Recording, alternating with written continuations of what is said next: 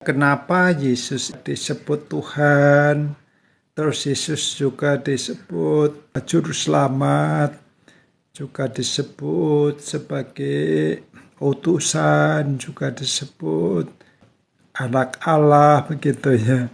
Mudah-mudahan nanti apa yang saya sampaikan itu menjawab pertanyaan-pertanyaan itu. Jadi awalnya dulu adalah YHWH, ya. Yang menyembah YHWH itu hanya orang Israel, ya. Itu didahului dari perjanjian Abraham dengan YHWH. Waktu itu Tuhan menjanjikan kalau Abraham mau menyembah YHWH, maka YHWH akan memberkati Abraham. Abraham menjadi umatnya, menjadi miliknya, begitu ya. Lah kemudian Abraham setuju dengan perjanjian itu, ya. Akhirnya Abraham menyembah YHWH dan YHWH menjadikan Abraham itu umatnya. Kemudian perjanjian itu diteruskannya dari Abraham diteruskan kepada Ishak. Ishak diteruskan kepada anaknya yang bernama Yakub. Yakub diteruskan kepada bangsa Israel. Lah bangsa Israel itu makanya menyembah YHWH, menyembah Allah gitu ya. YHWH itu nama Allah yang disembah orang Israel itu. Lah kemudian orang Israel pecah ya akhirnya kerajaan utara hilang ya. Tinggal kerajaan selatan yang bernama Yehuda itu. Lah Yehuda itu sebagai keturunan yang jadi raja dulu keturunan Daud, terus anak Daud Salomo punya anak Rehabiam ya menjadi raja di Yehuda itu.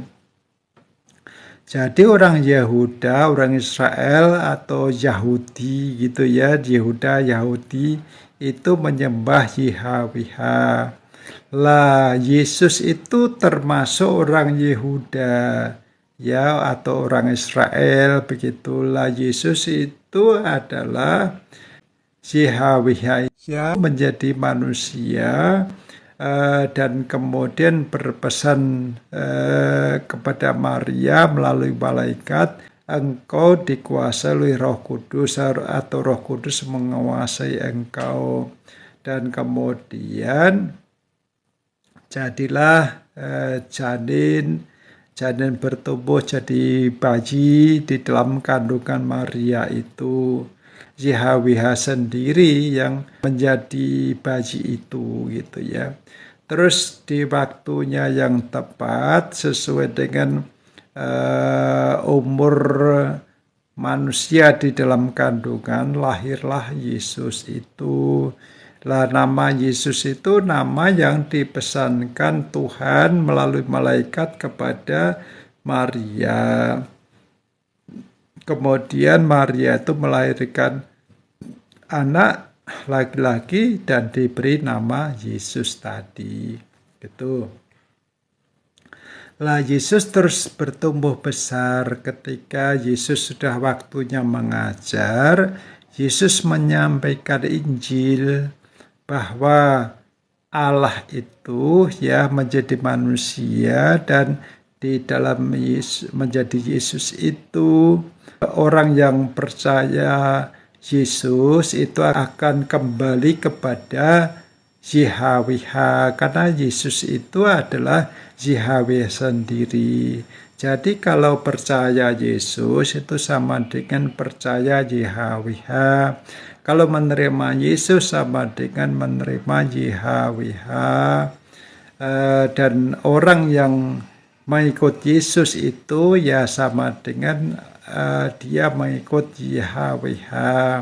Orang yang dalam hubungan pribadi dengan Yesus itu dia dalam hubungan pribadi dengan JHWH. Jadi itulah sebabnya ya Yesus dikatakan juru selamat, karena ya kalau percaya Yesus ya, kalau menerima Yesus itu sama dengan percaya dengan YHWH, menerima YHWH gitu. Lah terus Yesus ketika waktunya tepat dia disalibkan. Lah apa makna dari penyaliban Yesus itu atau pengorbanan Yesus itu? Maknanya adalah Yesus mati untuk menggantikan hukuman manusia karena dosanya. Karena setiap manusia yang berdosa itu pasti dihukum Allah karena berbuat dosa. Lah, tapi kalau orang itu percaya Yesus yang disalibkan itu, maka hukuman di atas dosa itu sudah dialihkan kepada Yesus. Dan kemudian orang itu tidak perlu dihukum, tapi dia akan boleh masuk ke dalam surga, bisa bersama dengan JHWH begitu. Lah Yesus itu Yesus disalibkan itu untuk menggantikan hukuman orang yang berdosa tadi. Karena orang berdosa itu pasti akan dihukum. Dengan demikian orang itu tidak perlu dihukum lagi. Lah karena tidak perlu dihukum, yaitu artinya dosanya dihapus, dosanya diampuni, sehingga dia masuk surga gitu. Jadi ketentuan orang masuk surga atau tidak itu adalah percaya Yesus atau tidak, menerima Yesus atau tidak. Kuncinya di situ ya, bukan karena perbuatan baik, bukan karena disunat, bukan karena tanda-tanda lahiriah, bukan karena ke gereja, bukan karena dibaptis, bukan karena bukan karena agama Kristen, tapi karena orang itu mengikut Yesus, gitu, menerima Yesus, percaya Yesus. Kalau orang yang percaya Yesus atau menerima Yesus, itu berarti dia dalam hubungan pribadi dengan Yesus. Kalau dalam hubungan pribadi dengan Yesus, berarti orang itu dalam hubungan pribadi dengan JHWH. JHWH itu tempatnya di mana? Di surga. Oleh sebab itu, orang yang memiliki hubungan pribadi dengan JHWH ya diperkenankan masuk surga, boleh masuk surga begitu. Dari situlah ya Yesus itu juga disebut nabi karena dia memberitakan Injil tadi. Ya, dia juga disebut utusan karena dia secara manusia disuruh datang ke dunia, yang menyuruh adalah YHWH. YHWH bagaimana mengutusnya? Ya, mengutusnya adalah menjadi Yesus itu sendiri, ya, menjadi manusia itu sendiri, ya, sehingga Yesus itu secara manusia dapat dikatakan sebagai utusan begitu. Kemudian Yesus juga disebut Allah. Karena apa? Yesus itu Allah sendiri. Dia rohnya adalah roh YHWH. Dan kalau Yesus itu secara manusia ditanya orang misalnya, Yesus, Bapak kamu siapa? Ya, Bapak saya Allah, begitu. Ya, dia kan menjawab begitu, sehingga Yesus disebut anak Allah, begitu. Jadi karena Yesus adalah Allah sendiri, YHWH sendiri, maka Yesus juga disebut Tuhan. Karena Tuhan itu adalah pemilik atau Tuhan ya. Kalau manusia itu Tuhan, di atasnya manusia, di atasnya Tuhan, itu Tuhan begitu ya. Lah Yesus itu juga disebut Tuhan karena dia Allah sendiri, dia Yahweh sendiri. Yesus berkata, aku dan Bapa adalah satu begitu ya. Tadi pertanyaannya ya, kenapa Yesus disebut nabi, kenapa Yesus disebut utusan, kenapa Yesus disebut Tuhan, kenapa Yesus disebut Allah, begitu ya. Ya, karena Yesus itu adalah Allah sendiri atau Yahweh itu sendiri, sehingga dia juga dapat disebut sebagai Tuhan.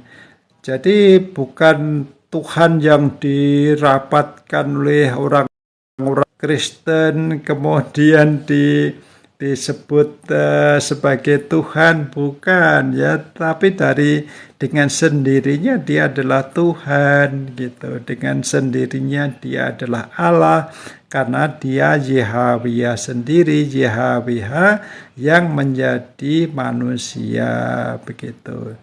Ada pertanyaan begini, Yesus tidak punya bapak, dia disebut Tuhan. Lah Adam juga tidak punya bapak, kenapa tidak disebut Tuhan begitu ya?